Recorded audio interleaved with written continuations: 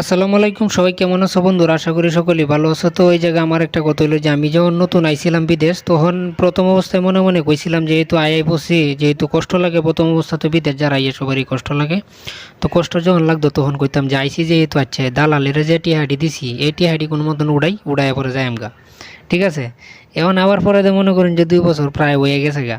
আর মালদ্বীপ এমন একটা জায়গা, মনে করেন যে এমনও কিছু লোক আছে মনে করেন যে রাত যায় খুব সুন্দর, আর এমন কিছু লোক আছে রাত যায় মনে করেন যে কান্দাভুটি করে, কারণ 2-3 মাস 4 মাস দেওয়া যাবৎ বইয়ে রয়েছে, কোনো কাজ নেই।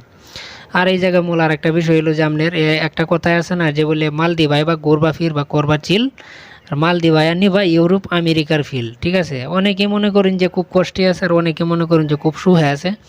অনেকে মনে করেন যে মালদ্বীপ আয়া নীল পানির ফিল নিতেছে, ঠিক আছে। আর অনেকে মনে করেন যে মালদ্বীপ আয়া অনেক কষ্ট করতেছে। তো এই জায়গায় আরেকটা কথা হলো যে প্রথম যখন কইছিলাম যেহেতু যে টিআইডি খরচ করে আইসি এই টিআইডি কামায়া এরপরে বাড়ির যাইম গা, কিন্তু এখন এরকম একটা সিস্টেম হয়ে গেছে গা, এখন মন চায় না আবার বাড়ির যেতাম। এখন যে 2 বছর হয়ে গেছে গা, যাওয়ার সময় হয়েছে, এখন আবার বাড়ির যাওয়ার মন চায় না। কিন্তু প্রথম যখন আইছিলাম তখন টিয়ে কইছিলাম যে যে টিআইডি খরচ করে আইসি এটি উঠলেই বাড়ির যাইম গা।